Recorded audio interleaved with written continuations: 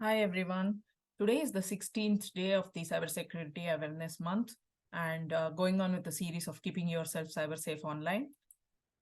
Today I'll be talking about password security. See, password security is very much essential for safeguarding your personal and your financial information and for organizations their assets.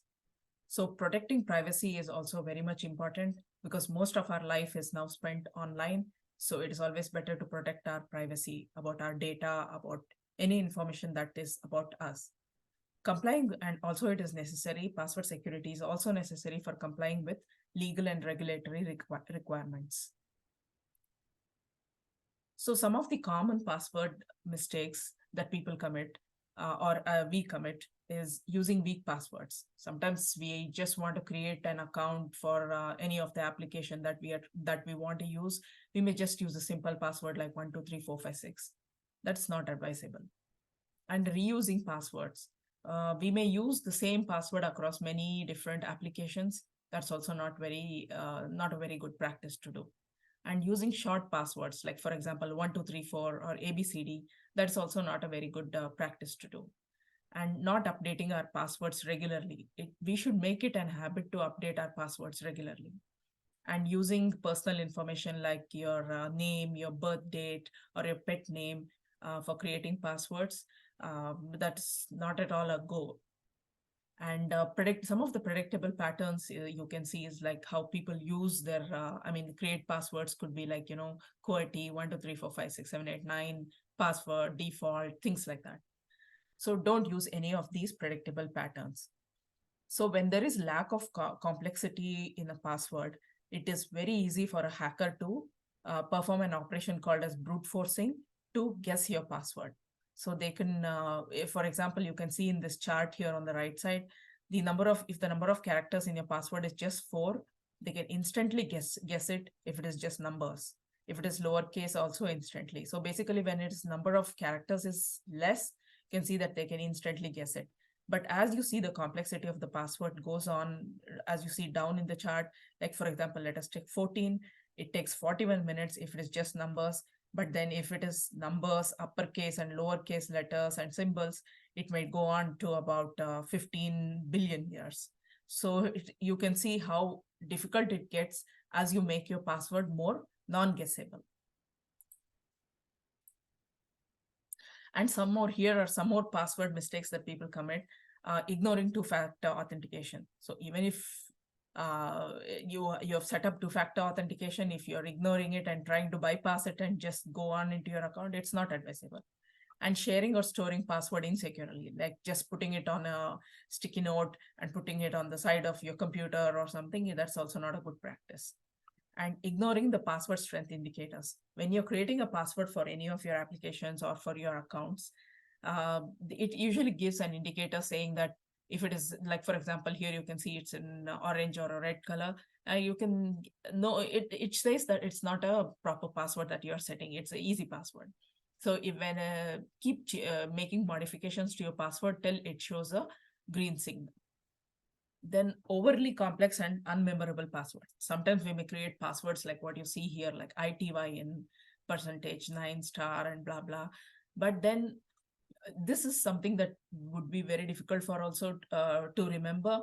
So in those cases, we possibly could write it on a piece of paper and put it on the side of your computer or somewhere at your desk. So it is also not advisable to use an overly complex and unmemorable password. Make something that is reasonable and something that you can remember. So if you go to this particular site, which is called as Have I Been Pawned, you can, and if you put in your email address, it'll tell you whether your data is in breach and where, it'll give you a listing of all the places where your data has been breached. And this is mainly, you should be monitoring your accounts. So you can use this website called Have I Been Pawned for doing that.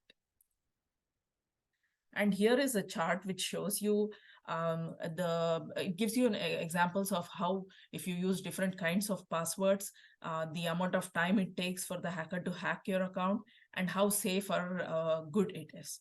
For example, 1234566, I was also talking previously, that's very unsafe.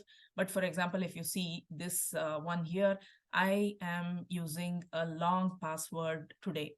That takes 913 trillion years to crack, and it's better. But the best is using a mixture of special characters, numbers, and letters. So that could take octillion years. So definitely it's a very good thing to do. And here are some of the tips that you should keep in mind when to ensure that you have good password security. Importance of strong and unique passwords. It's definitely very much important to have a strong and a unique password.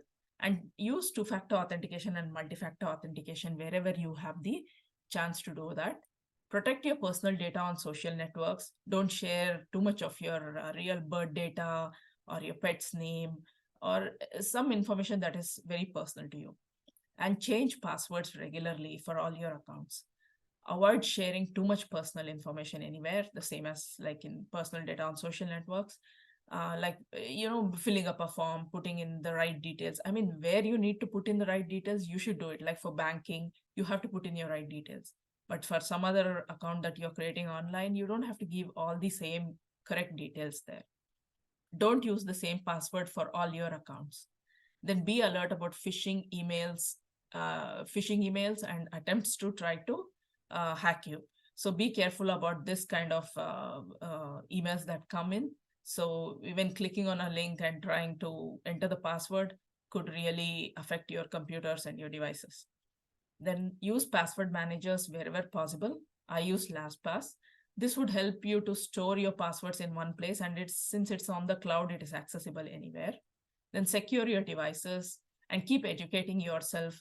Read about the latest threats that have come up and how to secure your devices, and keep doing it on, because it's a continuous process. And then back up your data as often as possible, and use a secure Wi-Fi so that you can have encrypted communications. And so that brings us to the end of the password security session here. Tomorrow oh yeah, there is some more thing that I have also wanted to cover. So this is about passwordless authentication. There is a new method that has come about, which uses passwordless authentication, where you don't need to enter the password anymore. So this is something that you have like one of your trusted devices, and something you are like your biometrics.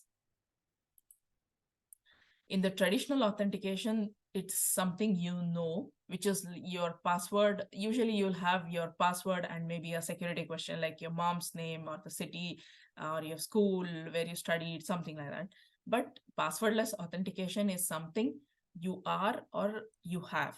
So it could use your biometrics, and it could also have a device pin. So where a pin would be available on the device, and you can enter it into your login, and you'll be able to get into your application. So that brings us to the end of this password security session. So tomorrow I'll be covering about what's hacking and defending against it. Thanks for watching, guys. See you tomorrow. Bye.